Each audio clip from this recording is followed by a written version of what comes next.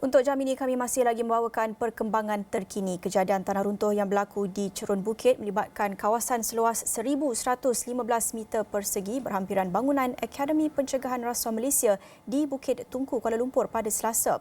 Menurut Komando Operasi Kanan Jabatan Bomba dan Penyelamat Malaysia Kuala Lumpur, Yogeswaran Ilangovan, pihaknya menerima panggilan kecemasan berhubung kejadian pada pukul 1.54 petang yang turut melibatkan sebuah pondok keselamatan di bangunan berkenaan runtuh.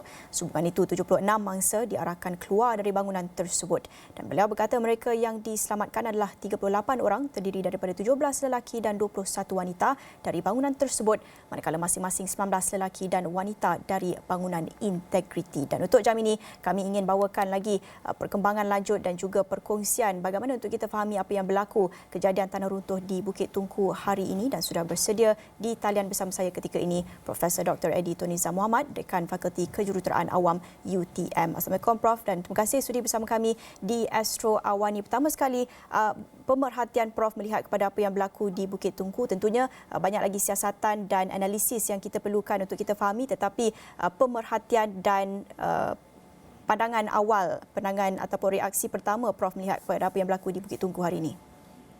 Waalaikumsalam, Naila. Terima kasih kerana menghubungi. Daripada pemerhatian awal yang kita dapat lihat daripada footage video yang dapat dilihat tu, kita nampak ada beberapa perkara lah yang menjadi penyebab kepada runtuhan cerun di Bukit Tungku. Daripada apa pandangan yang dapat dilihat, pandangan awal saya dapati bahawa kawasan ini merupakan satu kawasan tambakan dan daripada geologi di kawasan sekitar Bukit Tungku ni kebanyakannya adalah didominasi oleh jenis batuan ataupun yang berasal daripada jenis Canyon Hill Formation, iaitu batu yang daripada jenis sedimen termetamorf ataupun dia telah terjelma. Selain daripada itu juga dia ada juga sekitar kawasan yang juga ada mempunyai batu kapur serta granite. Dan daripada pemerhatian awal ni kita nampak ada beberapa perkara yang menjadi penyebab tentang ketidakstabilan yang berlaku di sini sehingga menyebabkan runtuhan. Kita nampak ada tembok penahan di situ. Satu lagi adalah disebabkan oleh cerun yang ditambak itu, serta kemungkinan juga ada berlaku aliran air yang boleh berpunca daripada pipe, yang kedua adalah daripada aliran air semula jadi yang melalui kawasan yang banyaklah di kawasan berlaku runtuhan ini. Ini adalah antara penyebab yang boleh menyebabkan kekurangan kekuatan tanah di kawasan tersebut sehingga keseimbangan tanah yang asal telah pun diganggu dan akhirnya berlaku runtuhan.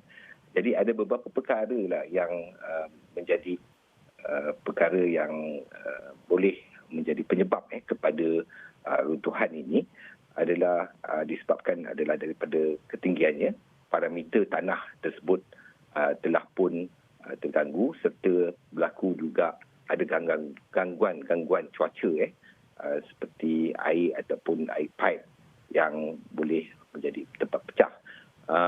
Walau bagaimanapun daripada apa yang dapat disimpulkan di sini adalah keseimbangan yang ditampung cerun ini telah pun dilampaui disebabkan oleh perubahan yang semula jadi seperti ini dan akhirnya ia telah pun runtuhlah. Jadi ini adalah antara perkara asal yang dapat dibuatlah di peringkat awal ini. Ya, Naila.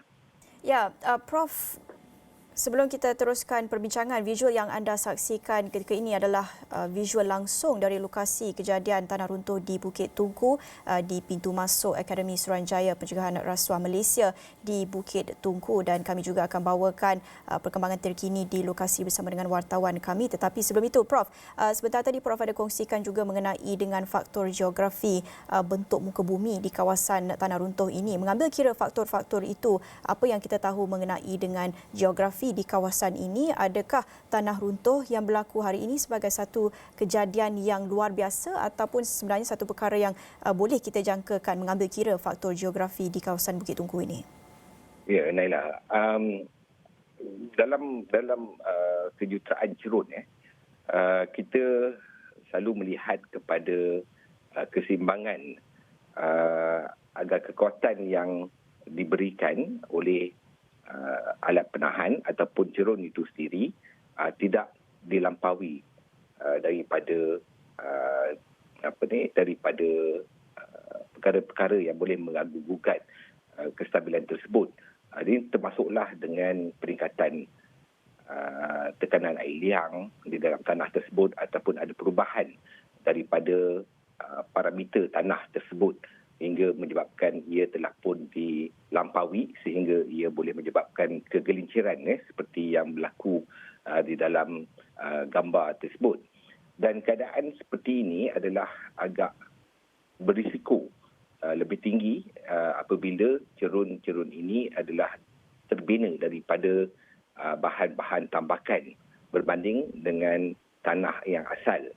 Dan daripada gambaran awal daripada video tersebut, saya boleh simpulkan ini adalah lebih mirip kepada cerun tambakan.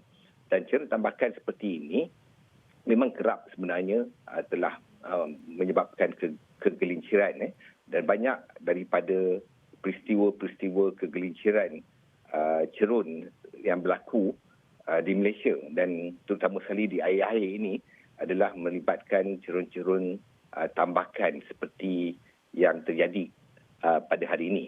Jadi untuk menjawab Naila tu, adakah ia boleh dijangka ataupun tidak? Sebenarnya kita dah boleh anggap bahawa cerun seperti ini adalah lebih berisiko tinggi berbanding dengan cerun-cerun yang daripada tanah yang asal.